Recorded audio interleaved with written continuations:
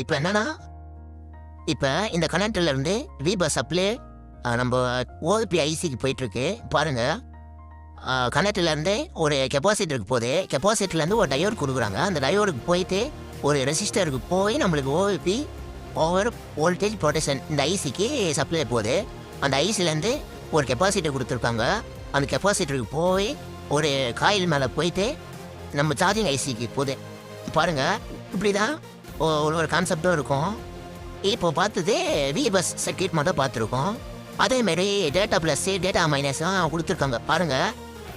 Same concept தான். டேரெக்டாக ஐசியில் கொடுத்துருக்காங்க. டேட்டா ப்ளஸும் டேட்டா மைனஸும்.